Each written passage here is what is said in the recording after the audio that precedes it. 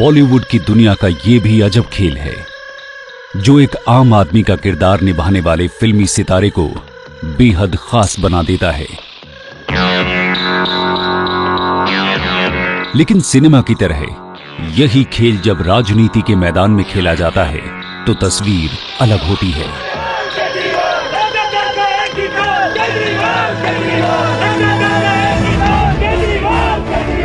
यूं तो बॉलीवुड के कई फिल्मी सितारे कैदी का किरदार निभाते रहे हैं। अक्सर फिल्मों में जेल की कहानियां भी दिखाई जाती रही हैं। कौन हो तुम? हम वो हैं जो कभी किसी के पीछे नहीं खड़े होते। जहां खड़े हो जाते हैं लाइन वहीं से शुरू होती है। लेकिन असल जिंदगी की एक कहानी ऐसी भी है जिसके किरदार ने जेल से अपने संघर्ष की एक नई शुरुआत की और आज वो सत्ता के शिखर तक जा पहुंचा है। मैं अरविंद केजरीवाल ईश्वर की शपथ लेता हूं कि मैं विधि द्वारा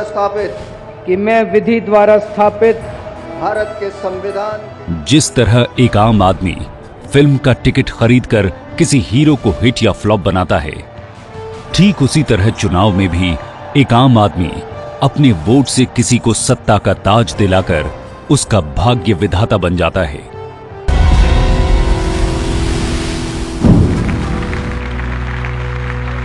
मेरे बारे में इतना मत सोचना, दिल में आता हूं, समझ में नहीं।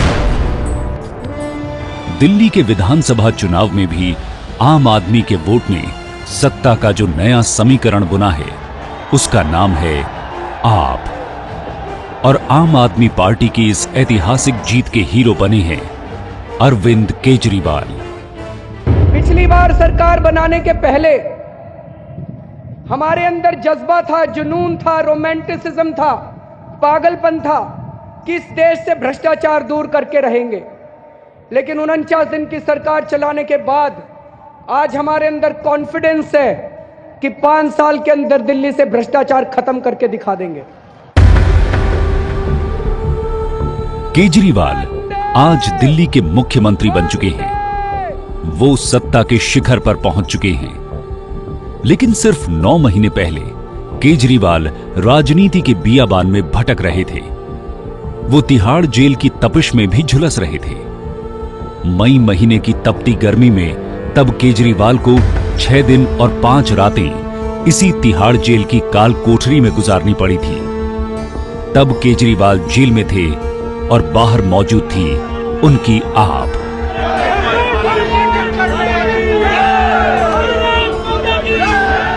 भारत माता की इनकलाब। व्यक्ति विशेष में आज हम आपको दिखाएंगे जेल से निकलकर कैसे जनता का सरताज बन गए केजरीवाल। साथ ही आपको यह भी बताएंगे कि जेल के गर्भ में केजरीवाल ने कैसे सीखी चुनावी चक्रव्यूह को भेदने की रणनीति। और पड़ताल इस बात की भी करेंगे कि मोदी और किरण बेदी के चक्रव्यूह को भेदते हुए कैसे केजरीवाल ने सत्ता की सीढ़ियां चढ़ी। मैंने तो तय किया है, भगवान ने मुझे आदेश दिया है, दिल्ली की जनता ने मुझे आदेश दिया है, दिल्ली की जनता ने मुझे प्यार दिया है, दिल्ली की जनता ने मुझ पे विश्वास किया है। मैं 5 साल तक दिल्ली में रहकर केवल और केवल दिल्ली की जनता की सेवा करूंगा और अपनी जिम्मेदारी को पूरे तन मन धन के साथ निभाने की कोशिश करूंगा।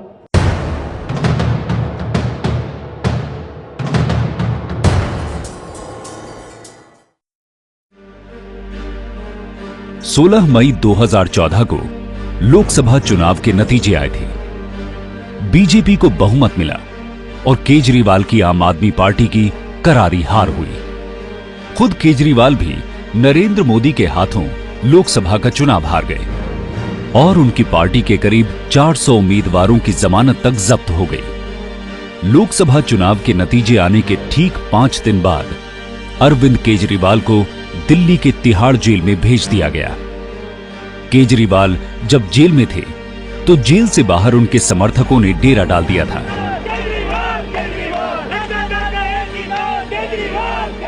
ये तो तानाशाही है, और लगता है कि अच्छे दिन का मतलब इसी तरह की तानाशाही है, अभी पता नहीं, क्योंकि हम तो यहाँ शांतिपूर्वक प्रदर्शन कर रहे हैं और हम अदालत के फैसले का पूरा सम्मान करते हुए हम कोई ऐसी मांग भी नहीं कर रहे हैं। हमारा सिर्फ इतना कहना है कि अरविंद केजरीवाल अंदर हैं और हम लोग बाहर हैं। अरविंद केजरीवाल के समर्थन में हम बाहर बैठे हैं।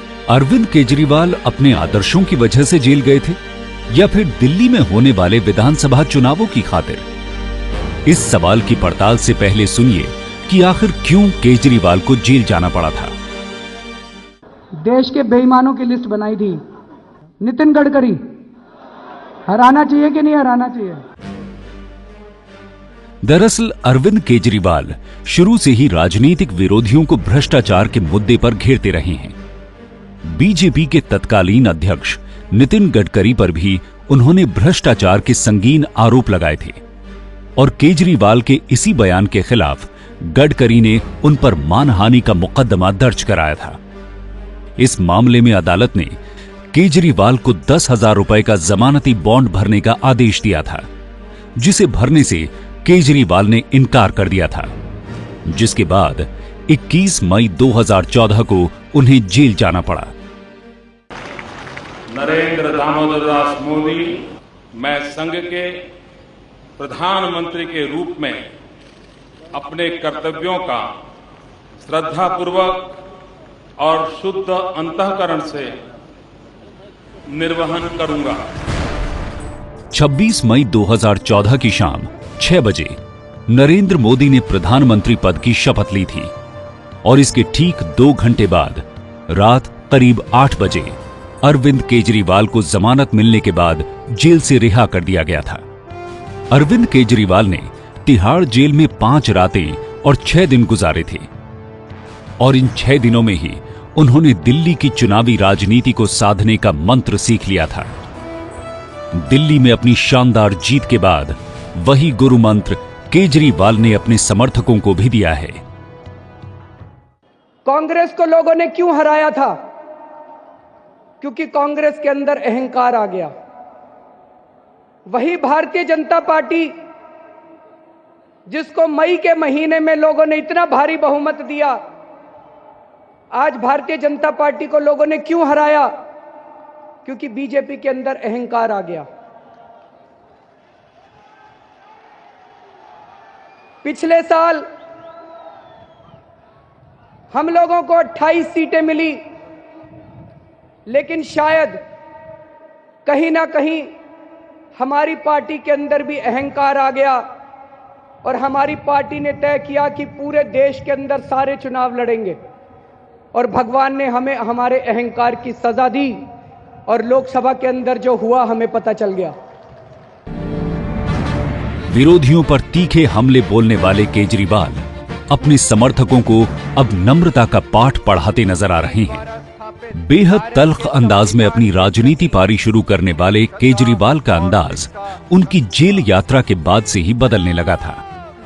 21 मई 2014 से लेकर 7 फरवरी 2015 के दिल्ली विधानसभा चुनाव के बीच आखिर केजरीवाल के अंदर ऐसा क्या कुछ बदला जिसने उन्हें राजनीति की दुनिया का नया चाणक्य बना दिया?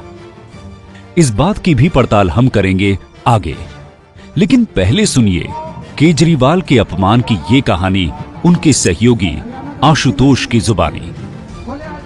वो सुबह सुबह वॉक करने जाते हैं, तो वो और उनकी पत्नी वॉक करने जा रहे थे, तो जो अपार्टमेंट का गार्ड था उसने फप्ती कसी उनके ऊपर कि चले थे जो है वो प्रधानमंत्री बनने के लिए। It was very very very harsh on his part.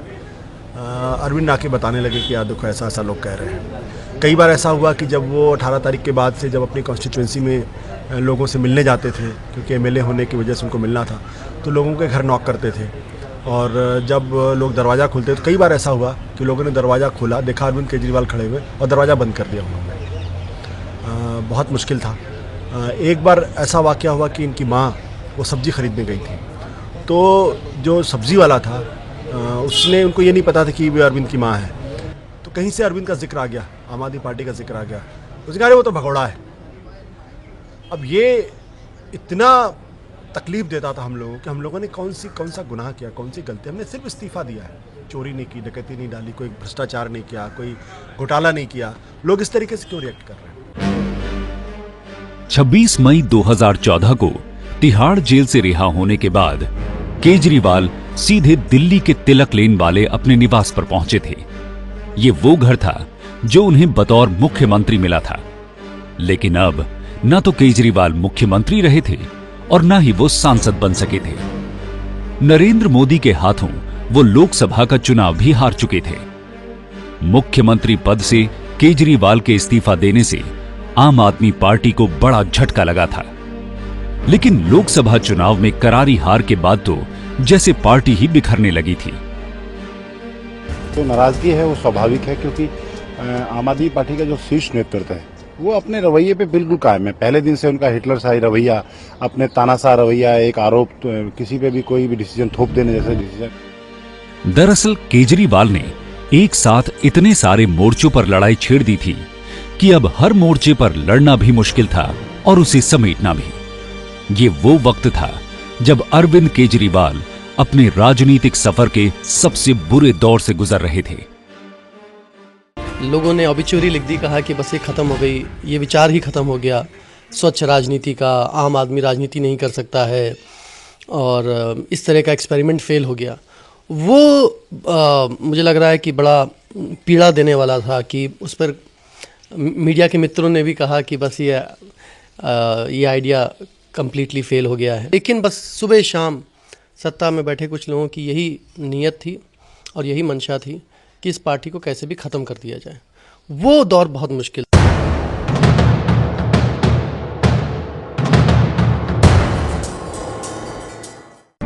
चुनाव प्रचार के दौरान कई बार केजरीवाल पर हमले भी हुए। कभी उन पर स्याही फेंकी गई तो कभी थप्पड़ मारा गया। साफ है कि केजरीवाल ने जहां से चुनावी राजनीति शुरू की थी वो वापस वहीं पर आ खड़े हुए थे और इसीलिए अब वो दिल्ली में दोबारा चुनाव कराने की मांग करने लगे। लेकिन केजरीवाल को इस बात का एहसास भी था कि जो जमीन पिछले चुनाव में उन्होंने तैयार की थी वो खो चुकी है और इसीलिए जनता की कड़वाहट दूर करने के लिए केजरीवाल ने माफी मांगने का फैसला लिया। सब लोगों ने अब ये फैसला किया है कि चुनाव की तैयारी करो, चुनाव में जाएंगे, जनता के बीच में जाएंगे। आने वाले हफ्ते 10 दिन में पूरी दिल्ली में खूब सभाएं करेंगे। सभाओं में जाके दिल्ली की जनता से माफी भी मांगेंगे और आगे उनको भरोसा दिलाया जाएगा कि इस बार पूर्ण बहुमत दीजिए। दिल्ली के लिए केजरीवाल ने अपनी चुनावी रणनीति अब पूरी तरह बदल दी थी। आक्रामक तेवरों की जगह अब नम्रता ने ले ली थी। केजरीवाल अब अपनी हर सभा में इस्तीफे की गलती के लिए लोगों से माफी मांग रहे थे। विरोधियों का नाम लेकर उन पर हमला बोलने की बजाय वो अब दिल्ली के मुद्दों की बात कर रहे थे। दरअसल ऐसा करके वो दिल्ली की जनता के सामने अपनी एक नई और विनम्र छवि पेश कर रहे थे। लेकिन केजरीवाल और उनकी आम आदमी पार्टी के सामने चुनौतियां और भी थीं। 17 तारीख को रिजल्ट आया और 18 तारीख की सुबह हम सब लोग अरविंद के घर पे इकट्ठा हुए और हम लोगों ने तय किया कि अब यहाँ से विधानसभा चुनाव लड़ने की तैयारी हमें करनी चाहिए। हमारा पहला मिशन था किसी तरीके से दिल्ली के अंदर जो बीजेपी सरकार बनाने की कोशिश करेगी उसको रोकना। दिल्ली में चुनाव के ऐलान के साथ ही केजरीवाल ने प्रचार अभियान छेड़ दिया था। आम आदमी पार्टी ने सकारात्मक चुनाव प्रचार पर अपना फोकस किया, जिसे केजरीवाल के समर्थक दिल्ली के विकास का एजेंडा कहते हैं। बिजली, पानी, गरीबों के लिए मकान, महिला सुरक्षा और भ्रष्टाचार के खिलाफ कार्रवाई जैसे मुद्दों को केजरीवाल ने अपने चुनाव प्रचार का अहम हथियार बनाया। जबकि इसके उलट बीजेपी और प्रधानमंत्री नरेंद्र मोदी ने पूरे वक्त अरविंद केजरीवाल को ही अपने निशाने पर लिए रखा। जिसकी जिसमें मास्टरी हो वो ही काम उनको देना चाहिए। मुझे बताइए, जिसको गाड़ी चलाना आता है उसको खाना पकाना दे सकते हैं क्या? दे सकते हैं क्या? गाड़ी बना चलाने वाले को गाड़ी का काम दिया तो अच्छा करेगा ना।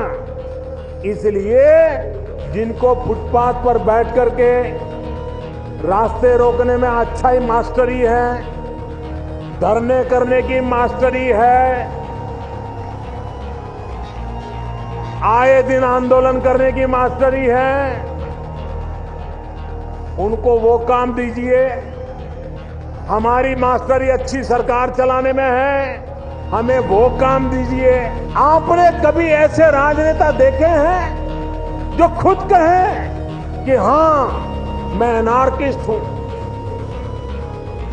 मैं एनार्की में विश्वास करता हूं? ऐसे कोई राजनेता सोच सकते हैं भैया? अगर आपको एनार्की करनी है, एनार्किस्ट हो, तो जाकर के जंगलों में नक्सलवाद वालों के साथ जुड़ जाओ। वही तो वो कर रहे हैं। 10 जनवरी को प्रधानमंत्री जी ने रामलीला मैदान में भाषण दिया था। मैंने बड़ी उम्मीद लगाई थी कि प्रधानमंत्री जी दिल्ली वालों के लिए कुछ बोलेंगे, हमारी महंगाई कम करेंगे, हमारे लिए स्कूल बनवाएंगे। आपने प्रधानमंत्री जी का भाषण टीवी में देखा होगा। प्रधानमंत्री जी ने दिल्ली वालों के लिए कुछ नहीं बोला। अपने आधे से ज्यादा भाषण में मेरे को गालियां देते रहे। केजरीवाल ऐसा है, केजरीवाल वैसा है, केजरीवाल यूं करता है, केजरीवाल यूं करता है। मोदी ने दिल्ली के चुनाव में वही गलती की जो कि मोदी विरोधियों ने लोकसभा के चुनाव में की थी। उन्होंने आम आदमी पार्टी और केजरीवाल के खिलाफ बहुत नकारात्मक मुहिम चलाई। संघर्ष की इस राह पर केजरीवाल बार बार गिरते रहे, लेकिन दोबारा जब भी उठते तो दोगुनी हिम्मत और जोश के साथ, जैसा एक चींटी करती है। नन्ही चींटी जब दाना लेकर चलती है, चढ़ती दीवारों पर 100 बार फिसलती है।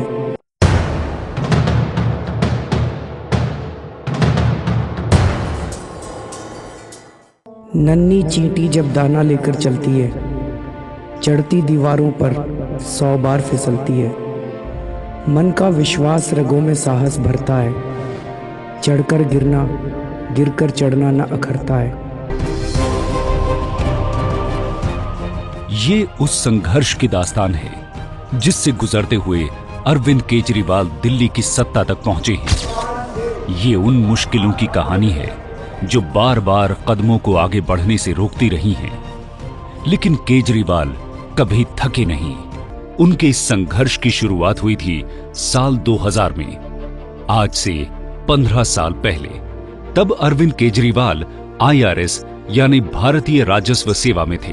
पोस्टिंग दिल्ली में ही थी, लेकिन सरकारी नौकरी से अलग कुछ करने की सोच रहे थे और यही सोच उनको ले पहुंची दिल्ली के पांडव नगर में, जहां संपूर्ण परिवर्तन नाम का एक संगठन काम किया करता था।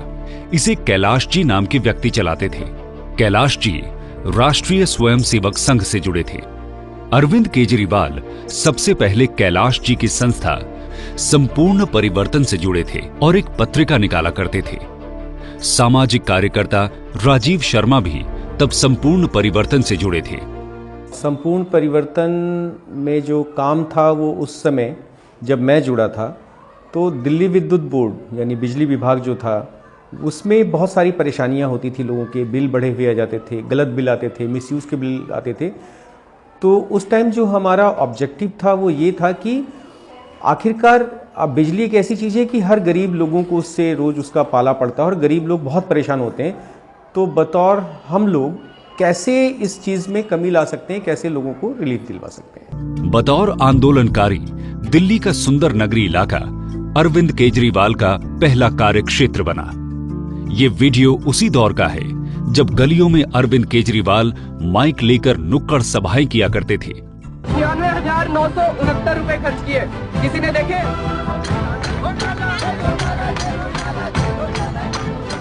उस टैक्स का मालिक कौन है? सरकारी अफसर है कि हम हैं? हम हैं इस टैक्स के मालिक। किसी को शक है इस बात पे? हम हैं इस टैक्स के मालिक। मिलते खाने वालों की। परिवर्तन के कार्यकर्ता हिसाब लेकर जनता के बीच जाते थे और उन्हें बताते थे कि उनके क्षेत्र का विकास क्यों नहीं हो पा रहा है। इन दोनों गलियों से अगर कोई लोग आए हैं या उसके आसपास से लोग आए हैं, क्या वो आके बताना चाहेंगे कि गली बनी कि नहीं बनी? राशन कार्ड काम करवाती थी और जिसका राशन कार्ड बंद हो जाए या पहचान पत्र नहीं बन रहा तो वो बनता था। सुंदर नगरी में केजरीवाल के तमाम आंदोलनों की नींव पड़ी, लेकिन सुंदर नगरी और उनका परिवर्तन जल्द ही बहुत पीछे छूट गया। दरअसल जिस परिवर्तन एनजीओ को अरविंद केजरीवाल ने जोर शोर से शुरू किया, उसका दायरा उन्हें जल्द ही छोटा लगने लगा, या फिर बड़े बदलाव का जुनून उनके अंदर काम कर रहा था, जिसकी नींव उनके बचपन में पड़ गई थी। ये इलाका है सिवानी मंडी का, जहां अरविंद केजरीवाल का गांव है, जो कि हरियाणा के भिवानी जिले में है। यहीं 16 अगस्त 1968 में गोविंद राम केजरीवाल और गीता देवी के घर जन्माष्टमी के दिन अरविंद केजरीवाल का जन्म हुआ था। इसीलिए घर वाले उन्हें किशन नाम से भी बुलाते हैं। पिता पेशे से इलेक्ट्रिकल इंजीनियर थे और उनकी पोस्टिंग सोनीपत, गाजियाबाद और हिसार में हुई। अरविंद भी साथ साथ जाते रहे। अरविंद की हाई स्कूल की पढ़ाई हुई हिसार के इस कैंपस स्कूल में। उनके बचपन के दोस्त बताते हैं कि अरविंद को किताबें पढ़ने और शतरंज खेलने का शौक था। इससे फुर्सत मिलती तो स्केचबुक थाम लेते, पेड़, इमारतें, पशुओं के स्केच बनाते। कभी कोई शिकायत घर नहीं पहुंची। हम उनको प्यार से केजरी बुलाते थे। ही वॉज वेरी टिमिड, बहुत हम्बल, बहुत शांतप्रिय रहने वाले लड़के थे। डांट का कोई एपिसोड मुझे याद नहीं है। अरविंद बचपन से ही धार्मिक प्रवृत्ति के थे। मिशनरी स्कूल में पढ़ने की वजह से चर्च जाते थे और घर पर हिंदू रीति रिवाजों को सीखा करते थे। सुबह प्रार्थना करते और रात को सोते समय भी अरविंद को इससे नैतिक बल मिलता था और अपनी बात मनवाने की इच्छा शक्ति भी। उनके स्कूल की टीचर एक किस्सा सुनाती हैं। वो बताती हैं कि अरविंद किस तरह धुन के पक्के और जिद्दी थे। दूर से मैंने देखा एक लड़का एक शॉल से ओढ़ी हुई है और उसके फादर उसके साथ मेरे पास आए। मैंने देखा तो वो अरविंद केजरीवाल। मैंने पूछा क्या हुआ? बोले इसको ना कल से 104 बुखार हुआ है और मैंने इसको कहा कि तो मैम को फ़ोन कर देते हैं कि ये नहीं आ पाएगा। पर वो बोला कि नहीं, मैम का हाउस हार जाएगा, मेरा हाउस हार जाएगा, मैं कभी ऐसा नहीं होने दूंगा, मैं ज़रूर जाऊँ। वो आया, उसने पोएम बोली और वो उस पोएम में अपनी क्लास में फर्स्ट आया। अरविंद केजरीवाल को अपने जुनून के साथ जीने की आदत बचपन से ही रही है। IIT खड़गपुर भी वो इसी जुनून से पहुंचे। IIT के नीचे किसी भी इंजीनियरिंग कॉलेज में जाने से उन्होंने इनकार कर दिया था। वो IIT खड़गपुर में मैकेनिकल इंजीनियरिंग पढ़ने चले गए। बहुत अच्छा था, वेरी सबमिसिव था, पोलाइट, वेरी सिंसियर स्टूडेंट था। पढ़ाई पूरी करने के बाद अरविंद ने जमशेदपुर में टाटा स्टील में नौकरी की, लेकिन इस नौकरी के दौरान वो छुट्टी लेकर भारतीय सिविल सर्विसेज में दाखिल होने की तैयारी करते रहे। 1992 में 3 साल तक टाटा स्टील में काम करने के बाद उन्होंने नौकरी छोड़ दी। केजरीवाल ने जब IAS बनने की ठानी, पहली बार उनका चयन IRS यानी भारतीय राजस्व सेवा में हुआ। तो अरविंद ने अगले साल फिर IAS की परीक्षा दी, लेकिन इस बार भी जब चयन IRS में ही हुआ तो ना चाहते हुए भी अरविंद केजरीवाल भारतीय राजस्व सेवा में शामिल हो गए, जिसकी शुरुआती ट्रेनिंग मसूरी में होती है। यहीं उनकी मुलाकात बैचमेट सुनीता से हुई। मसूरी के बाद नागपुर के national academy for direct taxes में 62 हफ्तों के कोर्स के दौरान मुलाकातें दोस्ती से प्यार में बदल गईं। केजरीवाल ने विधानसभा चुनाव नतीजे आने के बाद कार्यकर्ताओं से अपनी पत्नी सुनीता की मुलाकात भी करवाई। ये मेरी पत्नी है। मैडम, ये कभी भी सामने नहीं आती क्योंकि ये सरकार में काम करती है। जो कुछ भी मेहनत मैं करता हूँ वो मैं मेहनत बिल्कुल नहीं कर पाता अगर मुझे इनका साथ नहीं मिलता। अरविंद केजरीवाल और सुनीता की पहली पोस्टिंग दिल्ली में हुई। दोनों ही इनकम टैक्स डिपार्टमेंट में असिस्टेंट कमिश्नर बने। अरविंद केजरीवाल ने जल्द ही अपने लिए नया रास्ता निकाल लिया। रास्ता था गैर सरकारी संगठनों के जरिए सामाजिक बदलाव का। लगभग 5 साल तक परिवर्तन और नौकरी साथ साथ चली। इस बीच स्वयंसेवी संगठनों और सामाजिक आंदोलन चलाने वालों के बीच केजरीवाल का दायरा बढ़ गया था। परिवर्तन का कैनवस केजरीवाल को छोटा लगने लगा और वो सूचना के अधिकार आंदोलन के साथ जुड़े, जिसके लिए उन्हें एशिया का नोबेल पुरस्कार माना जाने वाला मैग्सेसे अवार्ड भी मिला। अवार्ड से मिले पैसे से अरविंद केजरीवाल ने 2006 के दिसंबर महीने में पब्लिक कॉज रिसर्च फाउंडेशन नाम की संस्था बनाई। इसके बाद परिवर्तन से उनका संबंध कम हो गया। जो समस्याएं होती थी, जो करते थे हम लोग, वो कहीं ना कहीं जैसे अरविंद ने पार्टी बनाई तो वो कह रहे थे कि हम अंदर जाके बैठ के देखेंगे और फिर ठीक करेंगे, तो कहीं ना कहीं पार्टी में भी आके उन्हीं समस्याओं को हम लोग ठीक करने की कोशिश कर रहे हैं।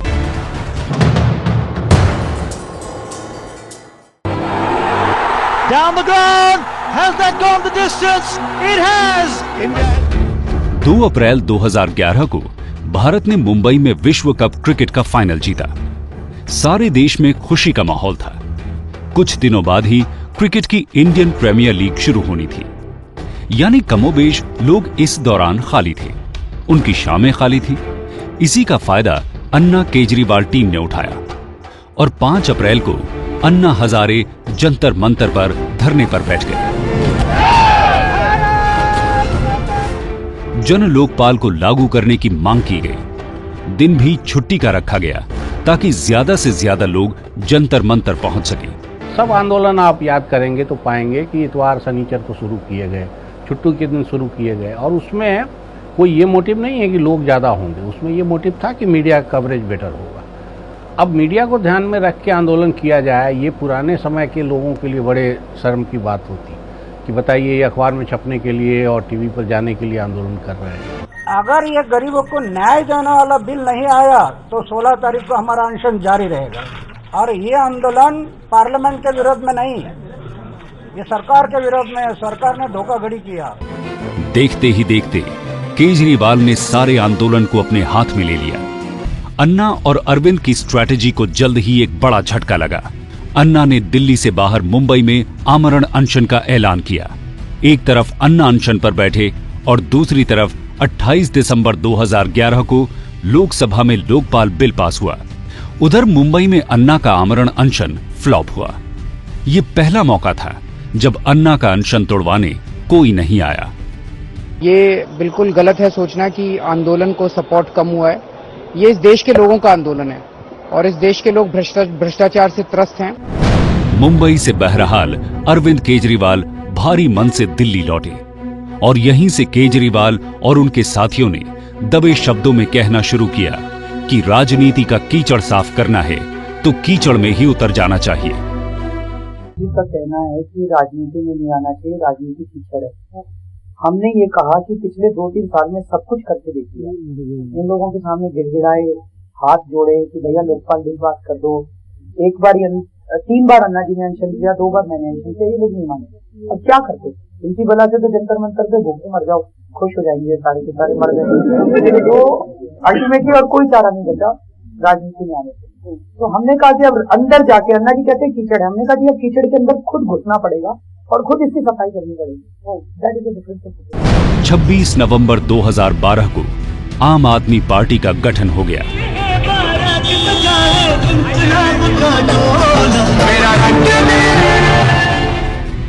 बिजली के बिल आधे करने, 700 लीटर पानी रोज मुफ्त देने, भ्रष्टाचार खत्म करने वाला जन लोकपाल बिल 15 दिन में लाने और ठेके पर कर्मचारियों को 1 महीने में पक्की नौकरी देने जैसे लोक लुभावने वायदे करके केजरीवाल की आप दिल्ली के विधानसभा चुनावों में उतरी।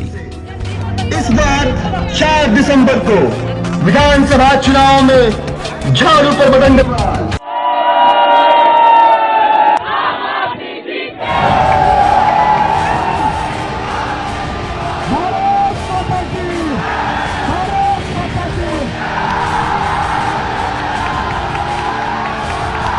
मेरी जीत नहीं है जी, आपकी जीत है।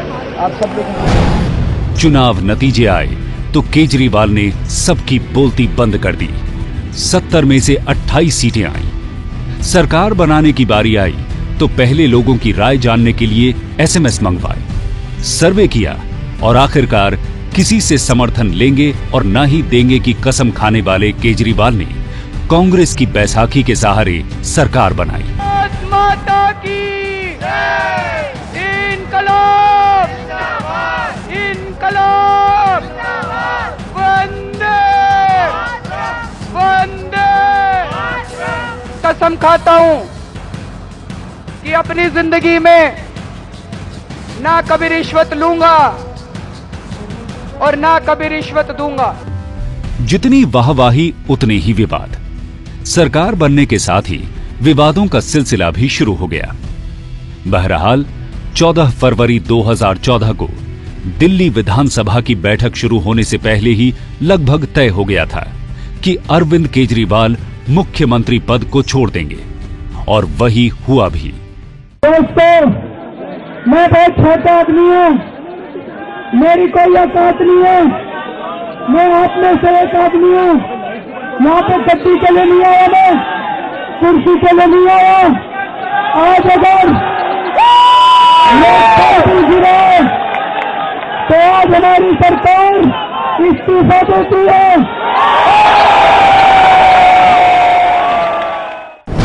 केजरीवाल ने बड़ा दांव खेला, दिल्ली राज्य की सत्ता छोड़कर लोकसभा चुनाव में कूदे। खुद बीजेपी के प्रधानमंत्री पद के उम्मीदवार नरेंद्र मोदी के खिलाफ चुनाव लड़ गए। पार्टी की बुरी तरह हार हुई, लेकिन लगता है उसी हार ने जेल यात्रा के बाद केजरीवाल को जीत का रास्ता भी दिखा दिया, और जीत भी ऐसी जिसकी मिसाल भारतीय लोकतंत्र के इतिहास में नहीं मिलती। मैं अरविंद केजरीवाल ईश्वर की शपथ लेता हूं कि मैं विधि द्वारा स्थापित भारत के संविधान के प्रति सच्ची श्रद्धा और निष्ठा रखूंगा।